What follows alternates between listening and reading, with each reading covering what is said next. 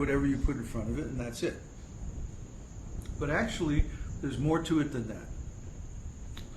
A mirror, like in the fun house, when you go to the amusement park, they make these mirrors that are curved and they make you look all funny, you know.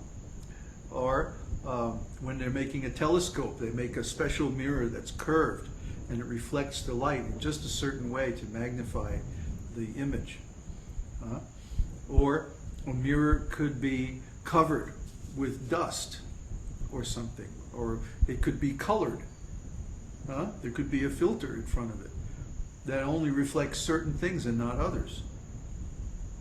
Like if we took a mirror and then we put, you know, that stuff that people put on their car windows to keep out the sunlight, and we put that over the mirror, then the mirror is not going to reflect exactly what's put in front of it.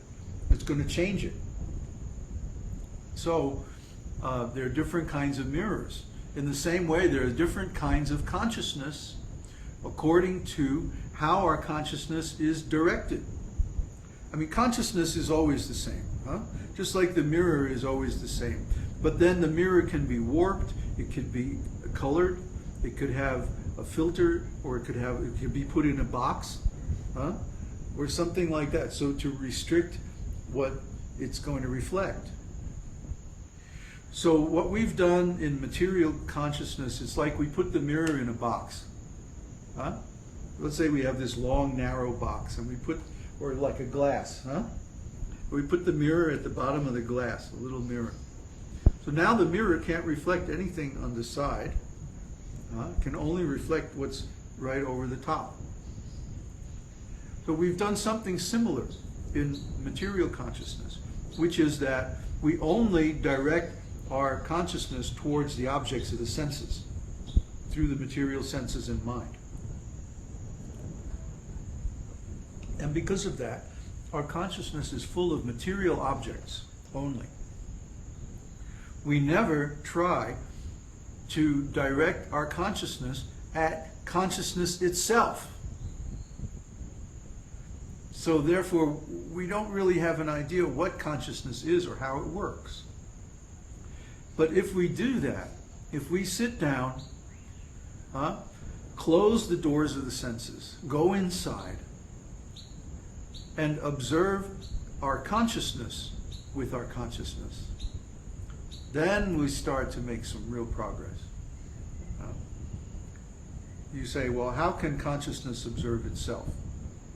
Ordinary things like your eye can't see itself. This camera can't take a picture of itself. It can only see something else, right? But consciousness is not material. Therefore, material concepts like duality don't apply to it. Consciousness is transcendental, it's spiritual, because it's a symptom of the soul. When the soul is present, consciousness is present. As soon as the soul leaves the body, consciousness leaves the body permanently. It doesn't come back. So this consciousness is the symptom of the soul. And because the soul is transcendental and spiritual, so is consciousness. That means consciousness is not subject to duality. Consciousness is self-referential. It's not defined in terms of anything else. It's self-defined. So you can take your consciousness and point it at itself, and that's not a contradiction. Try it sometime. You'll see that you can actually perceive your own consciousness. And this is true. I mean, if I ask you, are you conscious? What are you going to say? Yes. Yeah, sure, I'm conscious. That proves that you can perceive your own consciousness with itself. Because you know you're conscious. That means consciousness can perceive consciousness. So if you can perceive your consciousness, you can also perceive someone else's consciousness. Especially Kṛṣṇa, because Kṛṣṇa is the root of your consciousness. So if you investigate, I don't mean research and read about it, but actually look at it. If you actually look at your own consciousness and follow it back to its root, then you will find something very surprising. You can go back a certain distance, and then you can't go back anymore.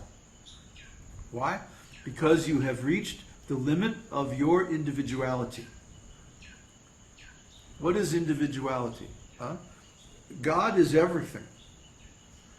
But God has created a little compartment of his energy that he says, okay, this is you. It's like a little walled garden or a little fenced off garden in the middle of this big field.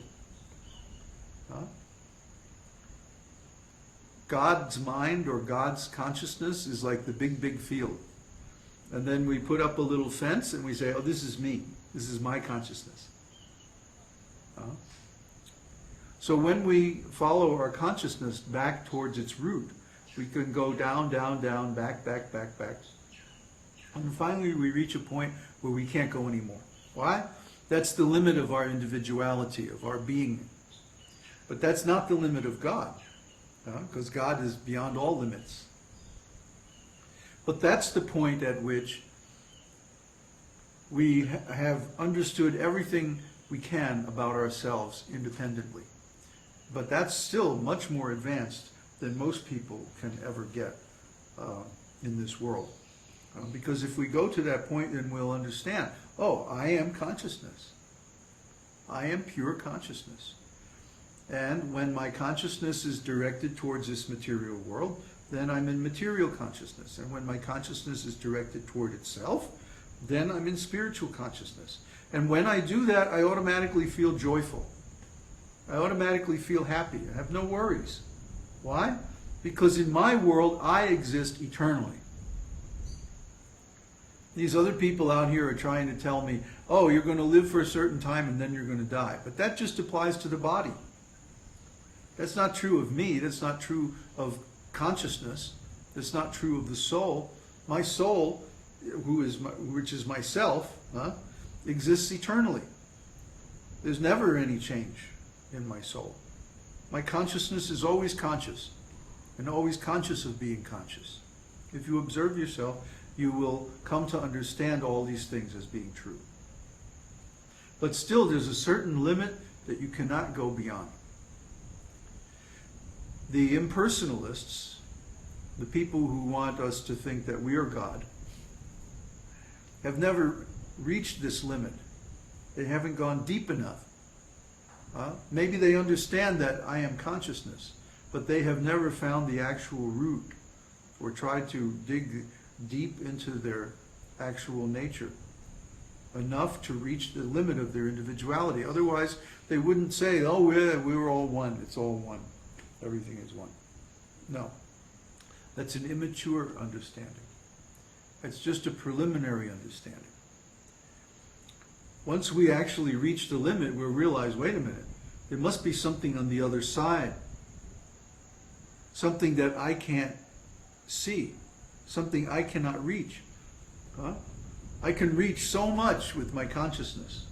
I can know anything that is knowable within a certain range. A very large range, actually. But beyond that, I cannot reach. That means there must be something or someone beyond that limit who's bigger than we are. That's God. See? So if you become a mystic, not just a philosopher, not just a theoretical person, but a practical person, a mystic, and you investigate your own consciousness by contemplating it, you'll find all these things to be true. Then, once you reach that point, there's nothing else to do but pray. There's nothing else to do. In the beginning of this universe, Lord Brahma was the first created being. And when he awoke to his own existence, he found himself sitting on this lotus flower. And all around was darkness. And he was in the middle of this vast ocean. And the waves were crashing and all like this. And he's just like, what is this? What am I doing here? Who am I? What am I supposed to do? So, of course, Lord Brahma was born in the lotus flower that sprouted from the navel of Vishnu. But he couldn't see Vishnu. He couldn't see anything. It was dark.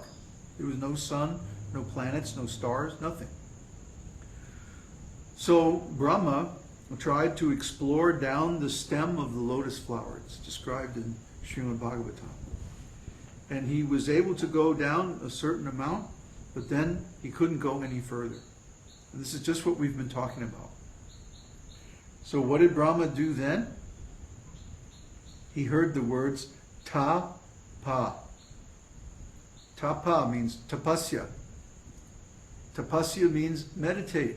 Meditate on the truth. Meditate on who you really are, what you really are.